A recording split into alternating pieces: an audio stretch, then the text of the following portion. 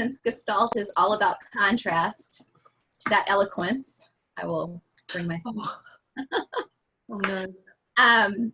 So about 12 years ago, I saw a cognitive behavioral therapist. And at every appointment, she would hand me a questionnaire asking me to talk about my symptoms, rate my symptoms. And at every appointment, I would write at the top of this questionnaire, my human experience cannot be described on a 7-point scale. If you want to know how I am, please ask me.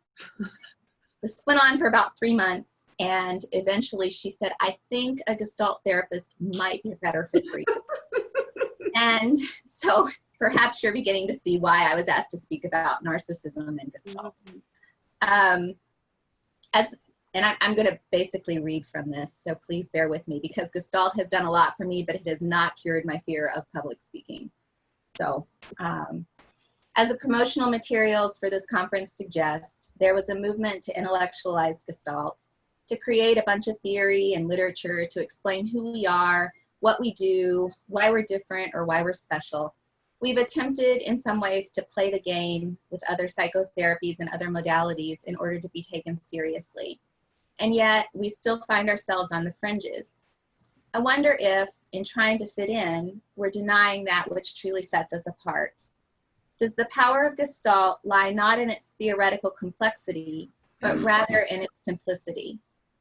Are we overcompensating because we realize that what we're selling is really quite pedestrian? The simplest, the most natural thing there is: connection, contact, learning to allow the natural flow of things, the cycle of experience. Isn't Gestalt ultimately a way of learning and teaching us to tap into that which already is, both inside and apart from us? Another criticism I've heard tossed about of Gestalt is that it's dominated by a few select gurus. For example, Dan Bloom. Pardon me? I said, for example. What? Anyway, I do think that a guru, yes. I'm logging off. Say Ruella or say Margarita instead. Yes, You're in Jesus great all Christ. of the above. All of the above. Anyway, I think this is true, and I think that gurus are necessary. Gestalt is something that is embodied and it's lived, and we need people who exemplify this. In the first Hotseat session, Daniel Goldstein touched on the idea that transformed people transform people, and that feels to me like a figure that is emerging. Gestalt therapy and Gestalt training are special in part, in my opinion, because there's an acknowledgement that we live ourselves into new ways of thinking rather than thinking ourselves into new ways of living.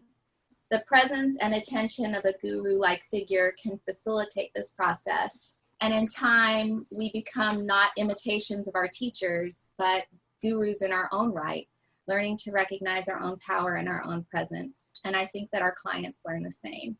I recently read a book by Father Richard Rohr, who's a Franciscan priest, and he talked about Franciscans and their place within the Roman Catholic Church. Franciscans are within, but on the edges of Catholicism, and they occupy this kind of a third space, a gray area that exists somewhere between orthodoxy and heresy. They're heterodox. And what makes them heterodox is not that they contradict orthodox teachings, but that they focus on different aspects of the religious experience. The Franciscan way is one that is one of contemplation and of lived experience of the divine love or of connectedness. All of this existing within Catholicism, mainstream Catholicism, but on the edges. And there's an acknowledgement that Catholicism doesn't hold a monopoly on the truth. So by allowing the other religious orders, the not Franciscans, to practice or to focus on like protocols and theology and philosophy, the Franciscans can attend to the personal experience of the divine, or as Father Rohr states, they find the center at the edges. So I don't know about you, but I can draw a pretty close parallel to the role of Gestalt therapy in the larger world of psychology. We operate within this larger system or institution of psychotherapy, but we're at the edges, sometimes pushing into new frontiers like coaching or social justice, but we don't throw the baby out with the bathwater, and we don't need to argue whether CBT or DBT or analysis is right or wrong. Rather, we're just shifting our focus, and we pay attention to awareness for its own sake and to the phenomenological subjective experience of life.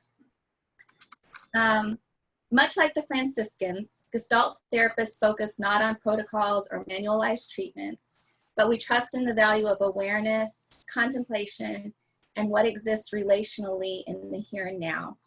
Gestalt cultivates awareness not for the exclusive purpose of correcting a cognitive distortion or helping somebody become a better cog in the machine of society, but cultivates awareness for its own sake.